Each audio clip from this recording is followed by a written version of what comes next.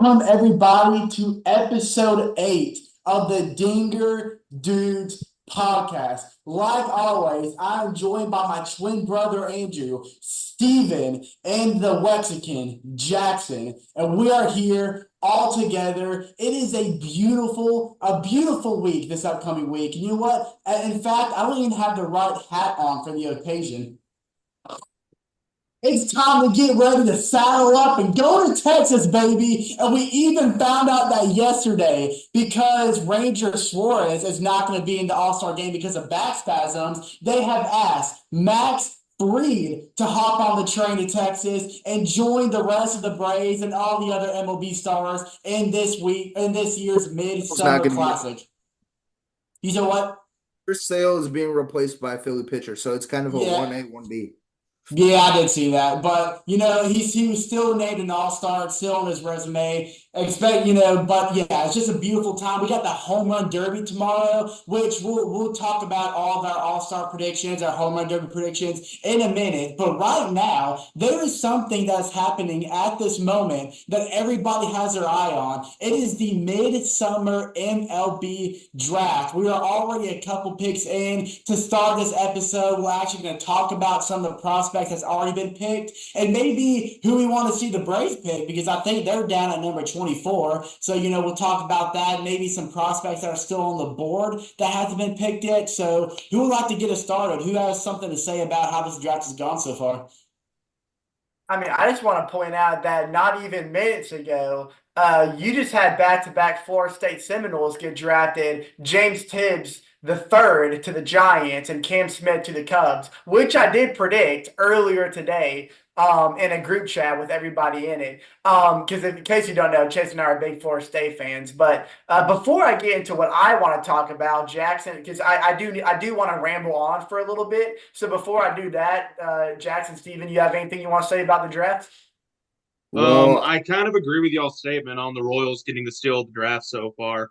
The Royals were able to get. I have to pull it up real quick. I'm having trouble Jack remembering his Cologne name. from Florida. Yeah, The Jack. two-way player. Is that how you say Jag Gaglione? It's something like that. Caglianone. Gaglianone. Okay. Something like Um, that. like I said, man, the kid, like you said, two-way player, man, a two-way player. I don't know how that's going to transition into the game because, I mean, I don't think there's ever going to be another Shohei Ohtani to ever make it to the majors again. It's tough, man. So obviously, he's probably going to go through the minors and he's probably going to have to pick a side whether he wants to, pitch or hit. And hopefully, with the team that he went to, the Royals could use both. I mean, the offense and pitching part of it. I've seen this kid hit. He's a very talented hitter, very talented on the offensive side of the ball. Also a very good pitcher as well. So I don't know, man. If it's going to be interesting seeing him come through and see where he goes. And also the number one overall pick going to the Guardians, Travis Bazana. Is that how you say his name? Bazana, it's Yeah. something like that. Yeah, You know, a lot of people were talking about it was either going to be him or Charlie Connon to go number one. But talk about Charlie Connon going to the Colorado Rockies. You look at his career in Georgia, he had 62 career home runs at UGA, which is six all time in the SEC and number one all time to Georgia. And you're telling me you're gonna let a team with high attitude, where the ball's always flying, a player like that to Colorado? I mean, there's no telling what he's gonna do in a ballpark like that. and the Well, Rockies are in desperate need of some power right now. I mean, getting him in the draft was huge. I didn't expect him to drop to number three. Was very interested. I thought he was at least gonna like go to number two. But I mean, I guess it is the right decision for the Reds to go pitching. I mean, they have some very powerful hitters in that lineup right now, and so the Reds are focusing on the future, focusing on making some strides in that rotation. So it was a good pick by them to take the number one pitcher off the board in Chase Burns. But now, I mean, dude, I'm with you. Charlie Condon is going to be the second most important Rocky. That's a Charlie in their history. Right. Of course, and Charlie Blackman being the first, but Jackson, Really quick, I know before the draft, you were talking about how you wanted the Cardinals to get Chase Burns, or you just really wanted the Cardinals to get pitching, although we all kind of knew Chase Burns was going top three. But instead, y'all landed with shortstop from West Virginia, JJ Weatherholt. So, Jackson, I want to know maybe what's your thoughts on getting the old West Virginia native to the St. Louis? Well, again, we have young guys in our system that are pitching wise, such as Matthew Liberatore, Drew Rom, Michael McGreevy, Tink Hence, and I really wanted to continue to add on because we need that pitching. Cardinals have been known for having, like, as we discussed last night on our live, the retirement home. We've been known to get like all-star pitchers, get pitchers in midway through the season that are in their mid-30s. Some have panned out, most have panned out, and some haven't, relating to these past two seasons. But I'm looking at this. I mean, we have Mason Wynn, who's hopefully going to be a Cardinal for the next, what, 5, 10 years. And JJ Weatherholt's a great player, don't get me wrong, but I feel like we could have gone pitching here. But I've seen notable shortstop prospects we've drafted in 2015. Paul DeYoung did really well for the Cardinals for a couple years, and he's doing really well in Chicago. And then Mason Wynn being drafted in 2020, which I love Mason Wynn. We have great prospects such as Mason Wynn and Alec Burleson who are who are 25 and under, who are looking to be the future of the Cardinals. And we currently sit at a 50 and 46, and I'm liking the direction we're headed.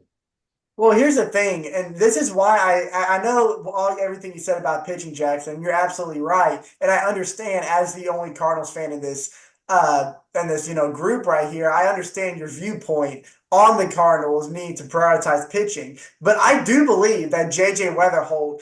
I know we were just talking about the Royals potentially getting the steal the draft, but I do believe that there is potential that JJ Weatherholt does become the actual steal the draft because if you remember before this year, before he was robbed of 36 games during the spring of his senior year due to a hamstring injury, he was projected to go #1 overall because the year before he finished the season batting .468, which is remarkable even for a collegiate player. But like I said, the hamstring injury limited him from what he could do last year. I think he only finished the year with 8 home runs. But the thing that makes a shortstop player like Weatherholt so dangerous is that they are utility players and they're athletic. And athleticism goes a long way, especially in the game of baseball, especially when it comes to longevity. And I think once the Cardinals build the foundation that they're looking for in St. Louis and they get him established in there by the time he develops a little bit in the minors, he could be the #1 overall pick that everyone kind of assumed him to be. So Jackson, if I'm a Cardinals fan, I'm freaking excited about JJ Weatherholt because his sophomore and junior year, he really displayed what he was able to do in West Virginia. Well, something else, someone else, or another team that I think potentially got a really big steal was the ninth pick going to the Pittsburgh Pirates, where they got Connor Griffin, right? That's who they got. The Pirates. Correct me if I'm wrong. I could look at my tractor. Yeah, they got Connor Griffin Connor from Griffin. Jackson Prep High School. So I was actually watching the Pirates when they drafted him, and his immediate draft comparison was Fernando Tatis, and he has the same build as him, and throughout all high school, through the draft combines that he went through, he was statistically the best defensive infield out of anyone there. And he actually did a little bit of pitching at Jackson Prep as well, although they predict that he's probably not going to do any pitching in the majors and that the Pirates are going to use him for his infield abilities. But that's somebody else who not only has a lot of power at the plate, he's a great contact hitter as well, but he's also a utility guy. And they say that even though he mainly played shortstop at high school, he really has experience on everywhere in the diamond and in the outfield. So this gives the Pirates a chance to maybe try him at not just shortstop in the minors, but any position in the minors. And they know they're going to get the same productivity at the plate, but defensively, depending on where they're at, what stage you're in, whenever they call him up, they can put him anywhere in the outfield or the infield. So this really gives the Pirates a lot of flexibility. And I thought that was a gem by getting Connor Griffin and a huge move by the Pirates. I actually do want to talk about one more draft prospect that was drafted with the let me see what the specific pick was. The number 12 overall pick. Shout out to our boys over at the MLB Hall of Good podcast. By the way, stay tuned for next episode where they'll be joining us. But Mr. Braden Montgomery out of Texas A&M. Fantastic player. If he wasn't injured, he was actually a projected top 5 pick. And he got injured, I believe, in the semifinal game. Am I correct? Is it quarterfinal or semifinal game? Was it when he hit the wall in the outfield? Yeah, no, he broke his leg. I think that was a semifinal, I believe. Either way, it was quarterfinal or semifinal. I can't remember. Yeah, he's having comparisons to like a Jock Peterson type player when he was coming out heading into the Dodgers organization. A David Peralta. If y'all don't remember David Peralta, fantastic fielder, fantastic contact hitter for the Arizona Diamondbacks. And I feel like when healthy, Braden Montgomery is a top 5, top 7 prospect in this draft. And the Red Sox fans should be super happy. And speaking of super happy for the Seattle Mariners, switch pitcher Durangelo, I don't know how to pronounce Just got drafted there from high school. Me and Chase were just talking about this on the phone while Andrew was in the bathroom. We had TMI, bro. Hey, we had Durangelo, switch pitcher. I mean, I watched him throughout his entire career at Mississippi State and the Mariners. We haven't really seen a switch pitcher since Pat Venditte. I think that's his name. Pat Venditte. He was a switch pitcher in the early 2010s. So Mariners should be excited. He dominates at both sides of the mound. Well, I'm going to kind of direct this more towards Andrew and Steven, the fellow Braves fans. I know the 24th pick is a really hard thing to kind of guess who the Braves are going to get because, let's be honest, the MLB draft, I guess prospect-wise, is one of the harder things to keep up with because, college baseball is not one of the most popular college sports. And all these prospects in high school you don't really hear of a lot. But at the 24th pick, is there anyone in mind maybe that you think the Braves could sneak out of the bag? I did some research, and I was looking at Dax Whitney. The Braves have drafted a pitcher in the first round 4 seasons in a row, and Dax Whitney is a 6'5" right-handed pitcher who has a really commanding fastball that averages about 95 miles per hour, and his off-speed is really good with a curveball and a slider. So I guess that's someone I'd like to see the Braves draft. But was there anyone maybe on y'all's board? Anyone y'all have in mind? Yeah, personally, and like you said, Chase, the Braves haven't drafted a hitter since 2019 when Shea Langeliers was taken off the board. But I think the Braves do keep the theme rolling with drafting pitchers in the first round because there's actually a guy that I've had on my mock draft, and I'm still looking at it. I got my mock draft pulled up on my screen, which, by the way, I did predict in the Cam Smith draft. I know I already bragged on that one time, but I'm going to brag on it again. It's the only bragged on that one time? Yeah, and there's a right-handed pitcher out of Chaparral High School out in California. I may be butchering that name, but Braylon Doty is the right-handed pitcher that I've got the Braves drafting. And the particular reason why I haven't drafted at the Braves pick is because he's a big guy to put on a mound. He stands at 6'1" and 196 pounds, which is one of the larger guys or one of the larger pitching prospects on the MLB draft board. But what's crazy to me is that in high school, his top speed as a sophomore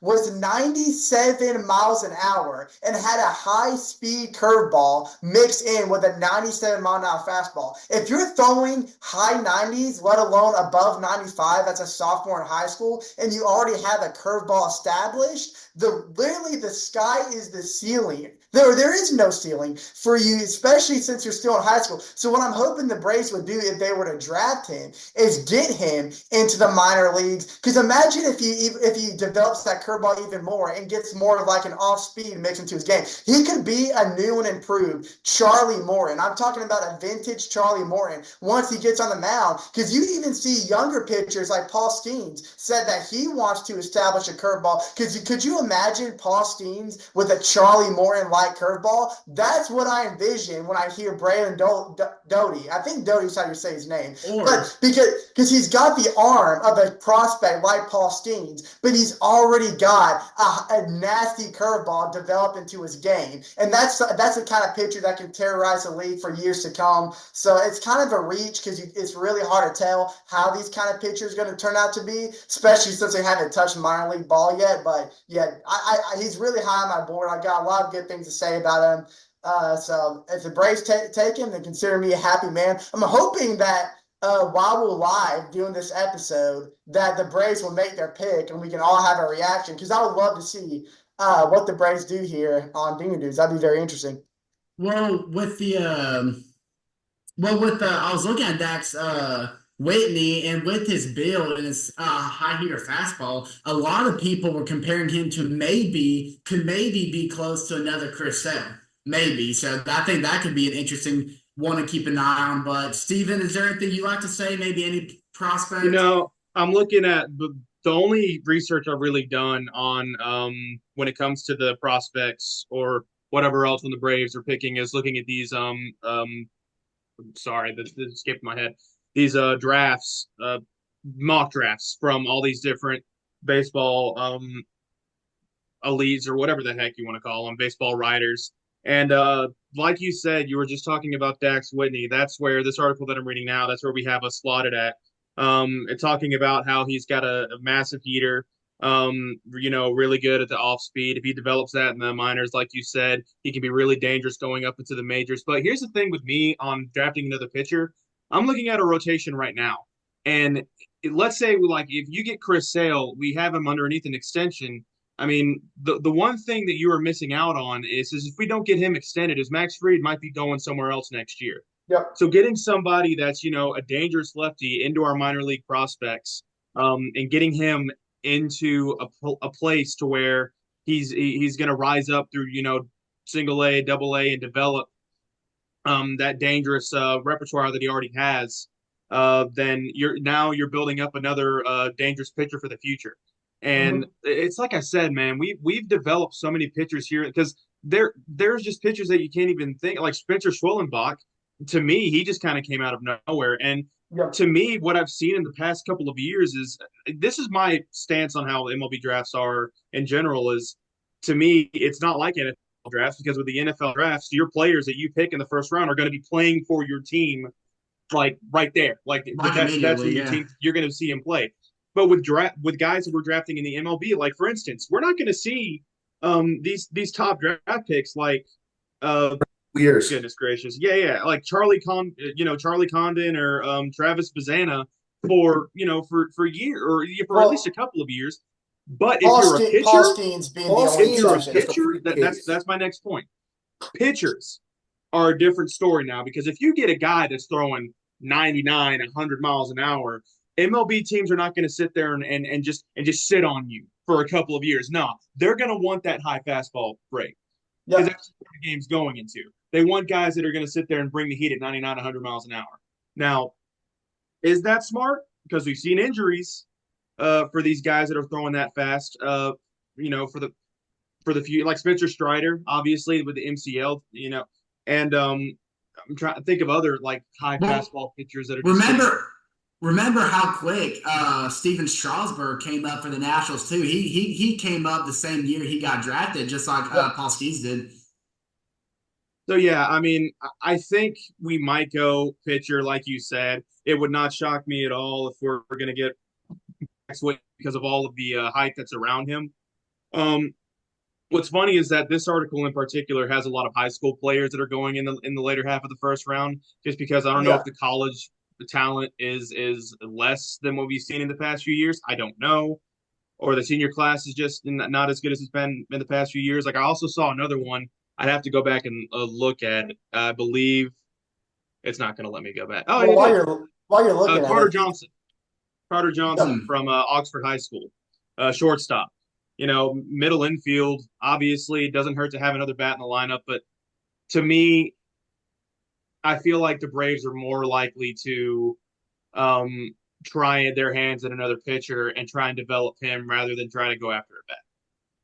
And you're right, Steven. And I think what you said about high school players getting drafted is exactly on point as well. We just saw the Rays not even a minute ago take Theo Gillian out of Westlake High School, an outfielder who seems to be a switch hitter as well. But it's like at my point with Braylon Doty. If he's already establishing a 97-mile-an-hour fastball in high school, he's not going to waste his talents in college. He's going to go in and make a little money because that's attractive to MLB now analyzers throwing a high 90s heater in high school. So they're going to go. He's definitely going to go in and be taken. If not the Braves, he'll be gone before the second round is over, in my opinion.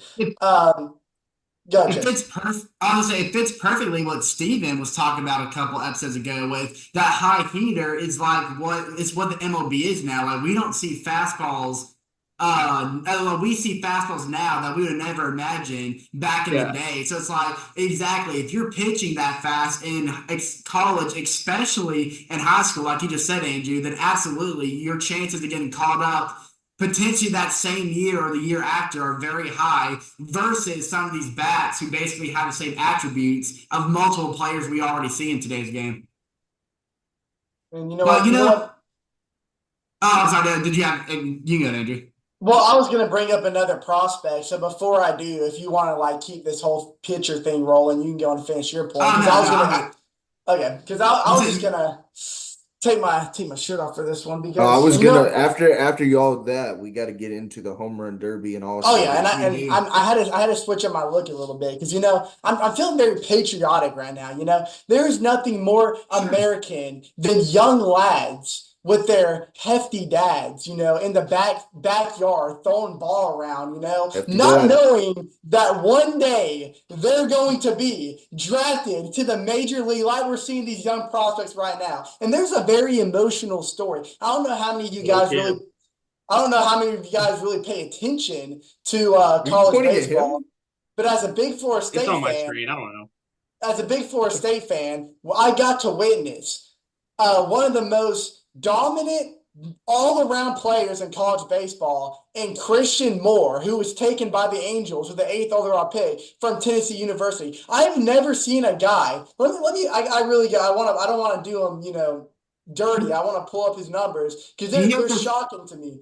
Hold on, he I got hit it the right here on my draft board he hit a somewhere. cycle this past College World Series, which was the second ever cycle ever hit in the College World Series. The last one being in like 1956. Exactly. So through 34 games, through 72 games, he hit a total of 34 home runs and 82 RBIs while maintaining a 375 batting average. But that's not where his game stops. He is an elite outfielder. I've never seen a guy have the same speed as Michael Harris does in the outfield and be dominant like last year's MVP Ronald Acuna. He was doing this in college, and I know on my original board I had Christian Moore going in the top five, I believe. Yeah, I had him going to the top in the top five for a reason, for a genuine reason. But I know we're running out of time, so I just want to throw his name out there because I thought the Wrong. Angels did a phenomenal job, especially since they're probably going to be moving on from Mike Trout here in a little bit. They're going to need a franchise player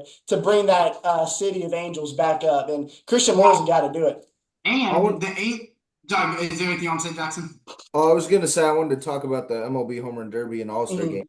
Oh yeah, well that's what I was gonna say because you know the Angels have the 30th worst farm system in the league. But the beautiful thing about the draft is you can see some of these players in the future going to the All-Star game, which is exactly what we're going to hop into now. We are going to quickly go over our All-Star, who's going to win, who's going to lose, All-Star MVPs, but most importantly, who's going to win that home run derby on Monday. So Jackson, if you actually like to go ahead and get it started, who you got?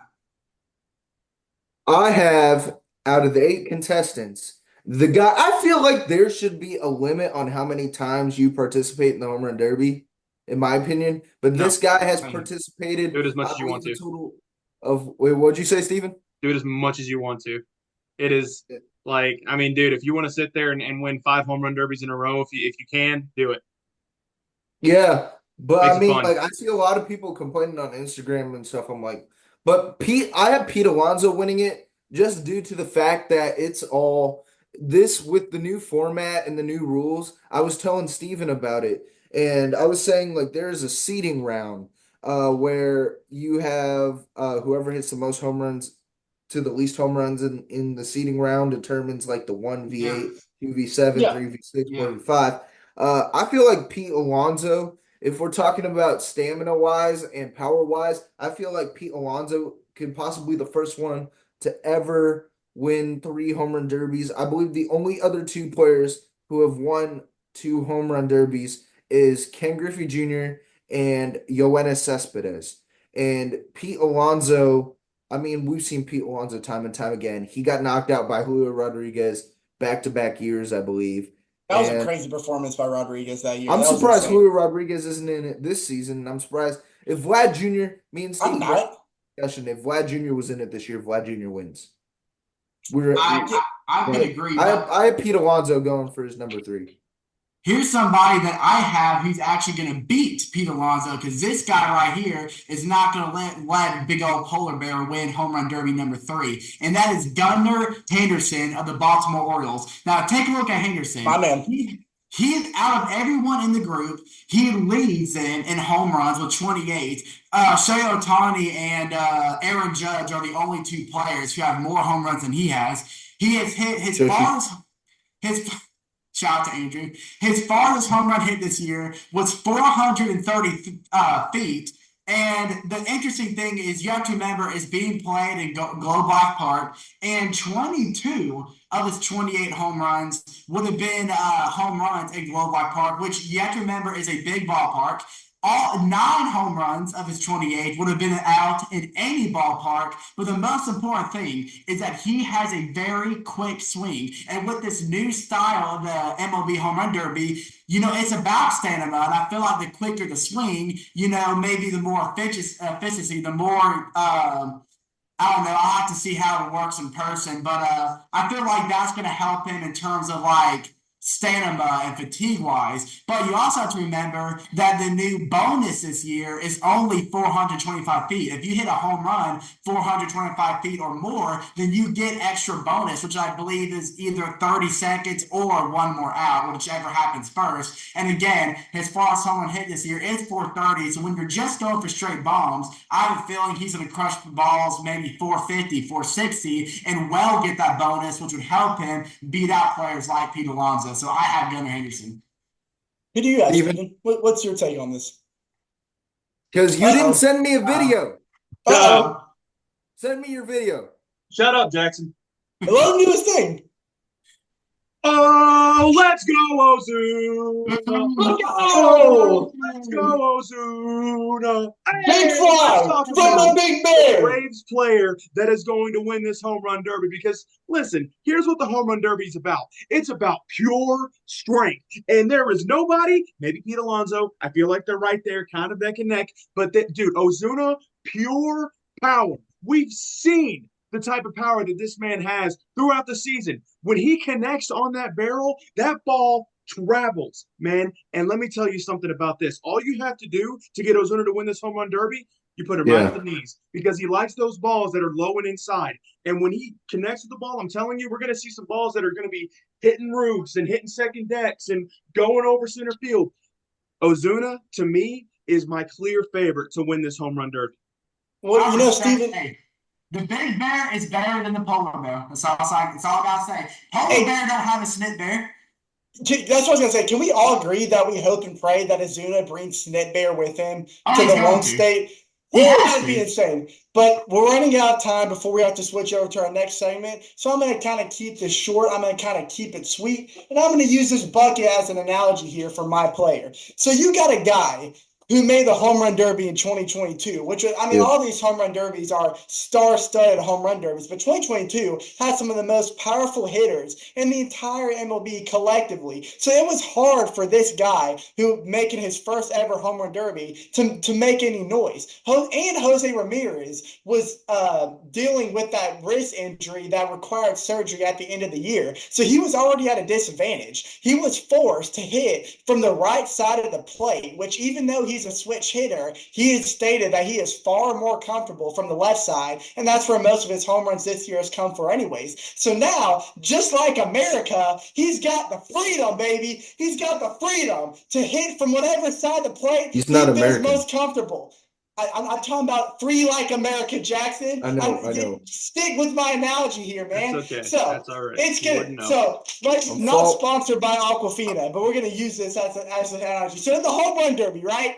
You gotta pour in those runs, baby. You got the new rules, right? You've got outs you have to worry about now. Jose Ramirez, he doesn't hit balls that stay in the park. His balls are always in the stands. His balls are just balls to the wall, man. Baby. They're going to be all around the stadium. The Lone Star State don't know what's coming. Jose Ramirez, he's looking for revenge. Even with the hurt wrist, he hit 17 home runs in 2022. Imagine what the numbers are going to look like this year, baby, when the home runs come in, baby. Jose Ramirez is not leaving Texas without the trophy. He's doing it for Cleveland, man. You thought LeBron James won the finals for Cleveland? No. Jose Ramirez, baby. That's for Cleveland, baby. Jose Ramirez, if you are watching, calm down. I gotta calm him down, fellas. I don't know what's happening over here. Jose Ramirez, if you're watching this, please share this with your other Cleveland Guardian teammates. Because that's how much of a fan Andrew Jefferson is of you winning the home run derby. Hey, don't get me wrong. Don't get me wrong. I'm still going for Marcell Ozuna. I'm still going for Marcell Ozuna. The Big Bear has my heart. But I'm just saying, realistically, I think Jose Ramirez is going to run away with this thing. All right, before we end this segment, All-Star MVPs, and who do y'all think gets the AL All-Star nod? Because a pitching nod. that's my nod on it. Who gives a crap? If I'm being honest with you, man, it's the All-Star game has just taken such a like a dive to the point to where, like, don't get me wrong, it's fun to watch because it's nice to just have a week of not having to stress about we got to get a home run here to win this game. Like, if I'm being very honest with you, I think for some reason the American League just seems to pull away. One guy that I feel like just performs every time in the American League, and that's Giancarlo Stanton. But he's not going to be in it, obviously, because injured. But I think instead of doing MVP, I'm going to try and predict somebody that's actually going to go yard in the game. And to me, and I know we hate him. But Bryce Harper's going yard, big dog. Bryce Harper is going yah in Texas. Sadly, and you're probably right. You remember when the All-Star game used to determine who got home field advantage in the World Series? Yeah, that's what I was going to say. Where did that go? An incentive to this.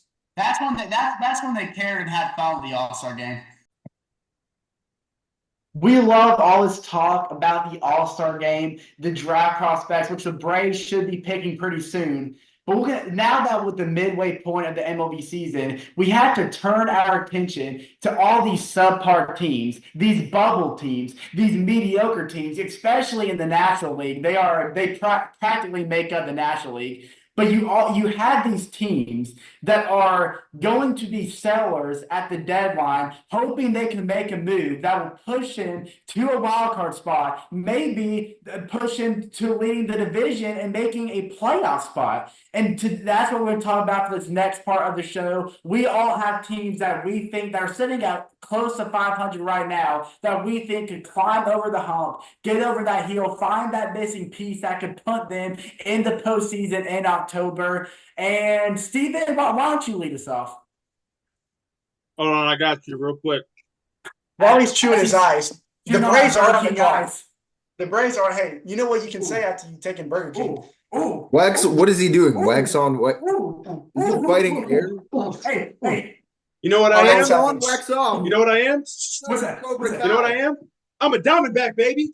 I heard the thing. Diamondbacks. What is going on? Let me tell you right now, the Diamondbacks Won the are great on the Diamondbacks in the Arizona getting desert. back into contention to play in the playoffs. Listen, you're not going to tell me that the representatives of the National League last year in the World Series is not going to make the playoffs. Yes, they've had a slow start to the season. You can blame that on Corbin Carroll. Okay, you can blame that on the injuries of Zach Gallen and Merrill Kelly not being able to pitch this year. Merrill Kelly will be back, ladies and gentlemen. Merrill Kelly will be back, ladies and gentlemen. Will he? Yes. Oh, to God he will. Or I'm just preaching crap here. But Zach Gallen, he's back, and he's been looking good so far.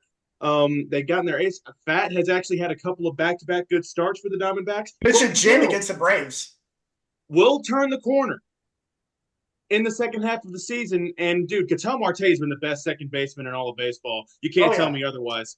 Other than Jose Christian Altuve. Walker has been basically the second coming I'm trying of Barry Bonds, like especially when he came to the Dodgers, dude. He's been ridiculous. Sure. The Bold statement, but sure. Series. Not his entire career, not entire season, but especially the Dodgers, the man was basically like an Eddie Rosario in the NLCS. He was ridiculous. Steven, I don't want to interrupt you, but the Braves just made their draft pick. We took Committee, left-handed pitcher from Saguaro High School in Arizona. So we did take a pitcher, but it wasn't who. Okay, you can proceed. I just wanted to announce that since it just happened. So pitcher from high school, yeah, that makes sense.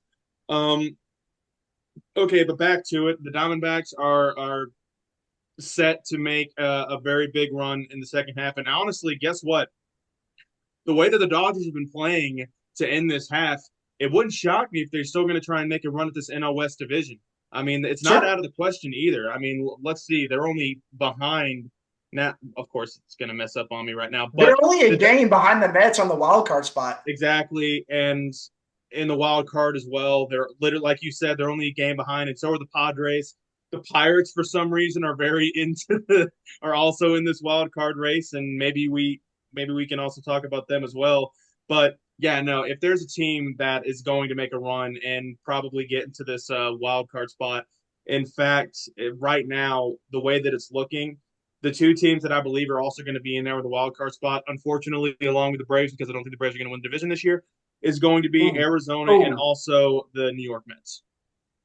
Hurt my heart with that one, Steven. You don't think the Cardinals are going to still be in the wild card by the end of the season? I don't think the Cardinals are as built to get into the playoffs that a Padres would be also built for being the playoff, because the Padres are going to get some pieces back. Fernando Tatis is going to be off the injured list sooner rather than later. And also, dude, the Mets, man, they're running off of the Grimace hype. What else can you say about them? If they take the same momentum that they had the first half into the second, I can see them being able to knock down that last wild card spot.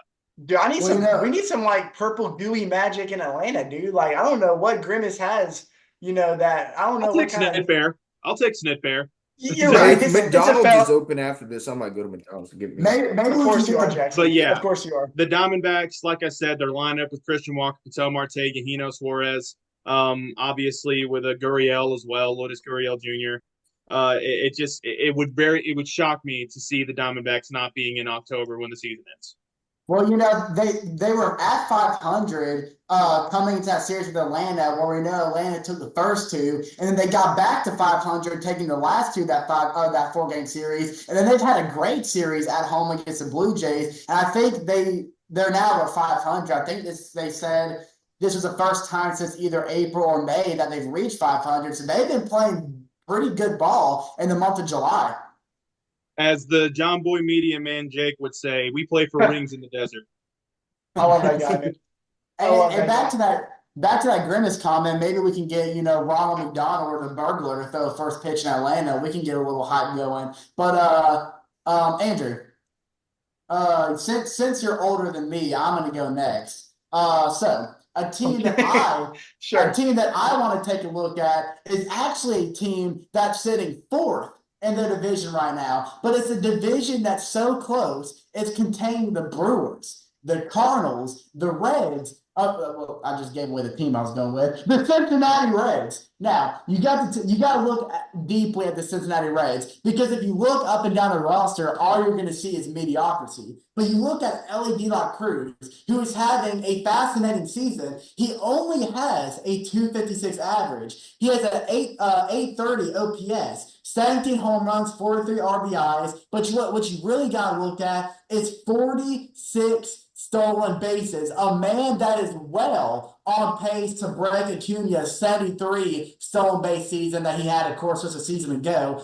But, of course, we all know he is an absolute threat on the bases, but he still hasn't reached his full potential. Now, you look at his numbers that he had last season, I believe he only played around 86 games, but he had 13 home runs, 44 RBIs, and a 235 average. So as amazing as his rookie campaign was last year, he's already topped that, and he's only going to get better. So yes, he's lethal on base. He leads the Cincinnati Reds on home runs at 17, but with only a 256 average, he's only going to go up. That's still not the potential that he has. All the potential to be batting at 280, maybe a 300. We just haven't seen that yet. And if he can get to that potential in the second half of the season, maybe that's what the Reds need to get over that hump.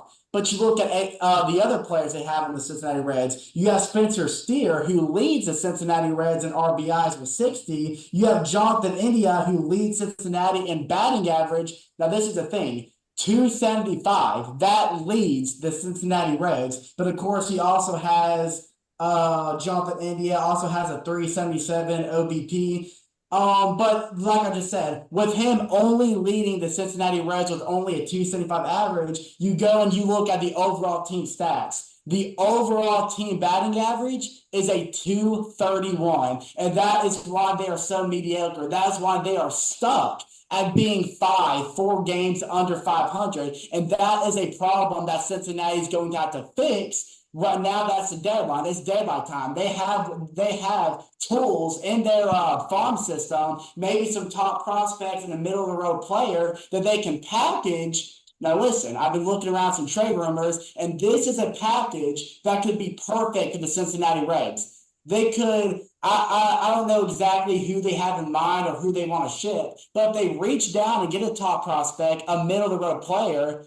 Yeah, I look at the Miami Marlins, who are big sellers at the deadline, and they have tools that the Reds could use to fix these problems. The players I'm talking about in particular are Brian De La Cruz, the left fielder, and Tanner Scott. Now, the Reds need outfield help, and he's been great in the outfield, especially at the plate. 16 home runs. He has a 477 expected slugging percentage. He has a consistent on-base percentage, and his defensive stats. Now, listen. His defensive stats are poor in left field. He doesn't have a lot of range, but I was thinking, luckily, Great American Ballpark is a short outfield anyway, so maybe he doesn't need a lot of range. But the thing that I want to highlight more is Tanner Scott. Tanner Scott has been absolutely unbelievable in the Marlins bullpen. A 1.34 ERA and 35 strikeouts, and he only has 6 earned runs. He has like 39 appearances. So if you can reach in and get prospects, which Miami is shopping for right now, that's what they're looking for in a trade package. You can get Brian De La Cruz. You can get Tanner Scott. So you can fix the bullpen, a very subpar bullpen in Cincinnati. You can fix the desperate outfield help that they need. And hopefully, Ellie De La Cruz and Spencer Steer can get their batting average up while still being productive at the plate. I know this was a mouthful, but if all that happens in perfect unison, Cincinnati, I don't think they're going to beat the Brewers or maybe the Cardinals and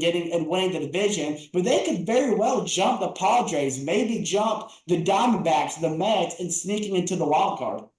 Chase, that was a mouthful, by the way. I rest my case. And all of that chickmunk full sentence that you just spit out at me, you talked about top prospects and farm system players that they have, but you didn't even mention Rhys Hines, who's been terrorizing the league since he's been caught up a few weeks ago and broke an MLB record for the only rookie to hit 5 extra base hits in his first 5 plate appearances, including 2 home runs. One of them that was crushed like 446 in the upper deck in left field. You didn't even mention that, but I do like your take about Brian De La Cruz potentially joining the Reds in a package like that, because he's already went out and said on social media, pair me up with my brother De La Cruz from Cincinnati. So he's already ready to be shipped there. Well, the only reason I didn't mention him was because he wasn't obviously a prospect I was thinking the Reds could trade. I was thinking like people in our farm system that they might not plan on using in the future. But if they don't want to go to the Marlins, you can look at another big seller in the American League, the Oakland Athletics, and maybe they could get Brent Rooker, a guy who's batting at 291 with what? He has 17 home runs, right? 18. Something like that. Should be in the Derby. He should be, but my only thing about Brett Rooker is when he's not hitting home runs, he is a strikeout machine. But however, Brett Rooker, that's the problem that can be fixed in time. So that could be another potential outfielder that the Reds can go look and get. There's another player from that Reds team. I can't believe I'm defending you as a Cardinals fan. Matt McClain, who is actually out right now. He was put on the IL 60 with a back issue, I believe. So he will be back soon too for the Reds. But there Well, is a team. well, There before you is mention that team, I'm glad you mentioned another player. There's another player. It's help me with his name, Jameer, something Jameer Yeimer C. Candelario. Yamir, I'm sorry, I said Jameer. Yeah, that's what I'm Yeimer. talking about. Yamir. I think he's right behind Ellie De La Cruz, I believe, on the most homer. I know Ellie De La Cruz only has 17. That leads the Reds, but Yamir is right behind him, I believe, at 16. So that's another player that can maybe up his batting average and continue to rake home runs like he's been doing. Hey, can I talk about my team now? I said all I had to say about the Reds. You go Before you ahead. say that, Jackson's out here saying, "Oh, I can't believe I'm defending your Reds as a St. Louis Cardinals fan." Do you know how many times we have seen this man in public with a Pittsburgh Pirates hat on? You can ask anybody on this west on this right Allegations. now. That's I'm like just that's like saying. me walking around with the Marlins side. I know the Pirates aren't your biggest rivals, but nonetheless, they're in your division. All allegations. But What? I want to talk about a team that also starts with a P, and Steven made a great point when he was talking about his team. Fernando Tatis Jr. will be back soon off the IL. I'm talking about the San Diego Padres. Now, Manny Machado has started to pick it up again. He's looking like a fantastic player, currently 13 homers, 52 RBIs. The only problem with the San Diego Padres I see right now is their pitching. They have a combined ERA of 4.11. Yu They Darvish need is pitching. injured. Yu Darvish is injured. Joe Musgrove has not looked like the same Joe Musgrove we've seen in the past couple years. Matt Waldron's doing really well for the Padres, and there's one more pitcher for the Padres that Dylan Michael Cease did really King. good Yeah. yesterday. Dylan Cease did Michael, really good. It's the Michael, Braves. Don't give him too much credit. hey, Hey, Michael King, You're right. on the live stream we had yesterday, I made a comment saying Dylan Cease is very subpar and he continued to torch the Braves. Oh yeah, But Dylan Cease too. Dylan my Cease case still really stands. good. Dylan Cease he's still been very mediocre this year. My case still stands. Not to I'm mention that looking the at this. Padres have lost 6 of their last 7. But go ahead. But I'm also looking at when Tatis comes off the IL. Bogarts has been doing really solid. I know he's been on the IL for most of the season, but when he came off the IL, he's been doing really well. The Padres are going to be looking for big buy. They're probably going to be big sellers trying to ship off maybe a guy like Yu Darvish who hasn't lived up to. I mean, he's 37 years old. Don't get me wrong. He was a great pitcher when he played for the Cubs and the Rangers. But the Padres, I'd make sure to look out for them when Tatis was off the IL. He was like, let's see, a top 5 to 10 outfielder in the MLB when he's off the IL. And we saw how well the Padres were doing. They were on like 8, 9 game win streaks. They were like 6 or 7 above 500. But with Tatis back, again, you made a great point, Steven. The Padres are a team to look out for in the wild card standings. San Diego is another good place that I think Brent Rooker could land. While they're waiting for Tatis to get healthy, if they want to get another outfielder that could be interchangeable, then I think Brent Rooker is someone that could potentially look to try to get from the Athletics. Yeah, but Andrew. Well, I was just gonna say Jake Cronenworth too has been a very stabilized player for the Padres. Higashioka. Yep. So far as having the best season of his career. Yeah, but to end off this show, Mr. Andrew Jefferson, who do you have as your team? So I know what everyone's thinking, like Wando. No, Wander.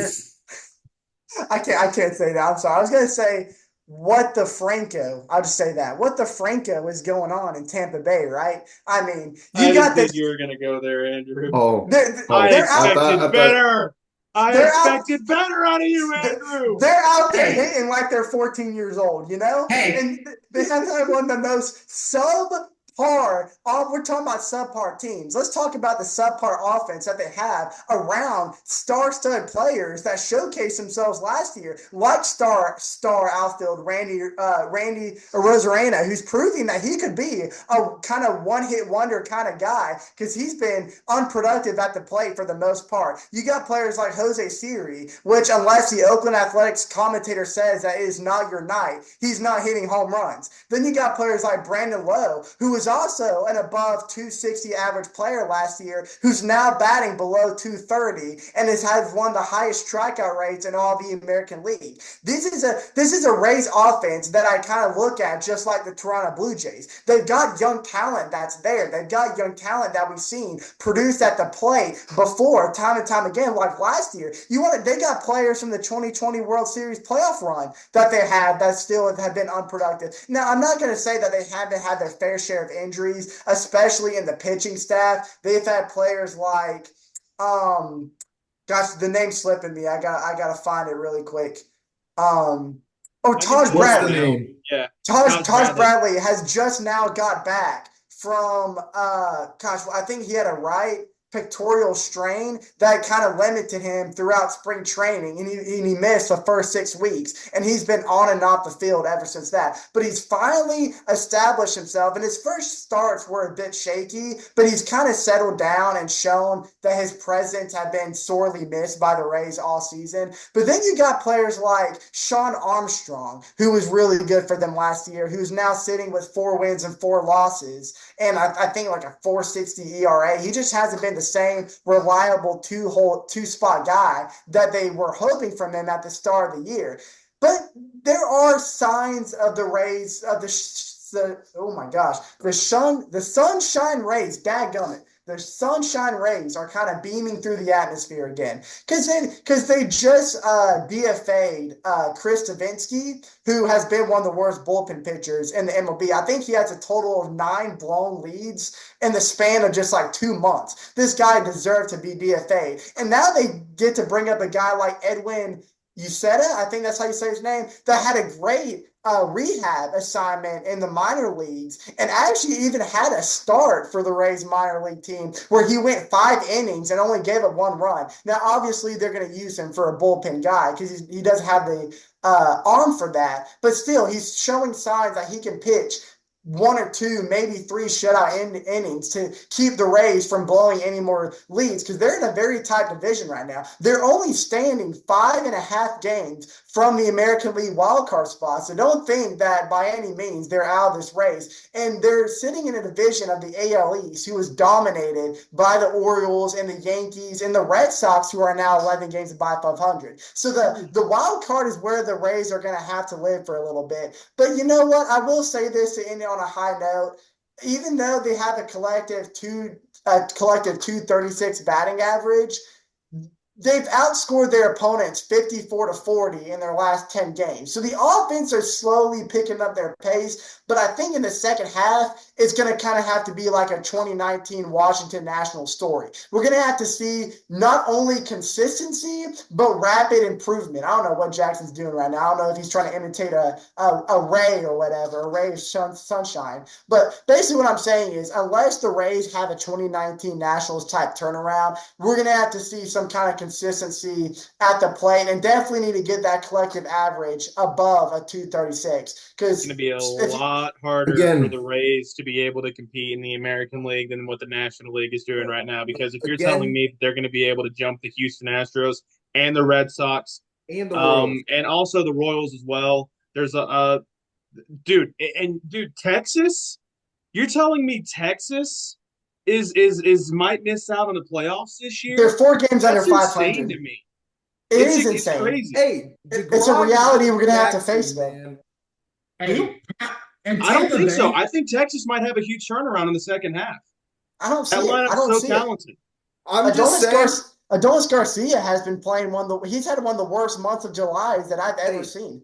I'm just saying, out of all the 4 teams, the one that we all mentioned, the one I least believe in is the Tampa Bay Rays, and I'm gonna tell you why.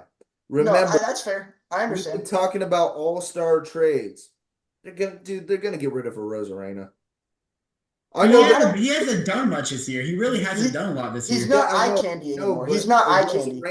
Rosarena is having like a Julio Rodriguez type season. Like they both did fantastic last season and just have not shown those glimpses. There is a reason why I traded away Julio Rodriguez. I originally also had a Rosarena too, and there's reasons why I dropped a Rosarena and traded away Julio Rodriguez because you guys were talking about weeks to prove. They didn't prove anything to me. We're already over halfway through the season, and they haven't done anything. But the Rays are playing better baseball, and they're, like I said, they're only 5.5 games from the Red Sox. And the Red Sox, to me, are kind of a fraudulent team right now because they start off the season very slow, and they're all of a sudden in a hot spurt, and everyone's saying that the Red Sox are now going to run the American League wild card, which to me just isn't true because even though they've been hot in the month of July, this is the first hot spark we've seen from the Red Sox, and their pitching is still not pitching all that great despite the run that they're on. It's been a lot of runs scored from the Red Sox, but I don't see Boston keeping that consistency going on through the rest of July and August and the September. same record as the Braves though. Like the pitching has stepped up in a big way. The offense has been I just don't see the Braves running the good. wild card. I don't see them going far. Tristan Casas and Rafael Devers have been big parts of this lineup. Justin Turner being the veteran presence that this clubhouse has needed. I thought Turner plays for the Blue Jays.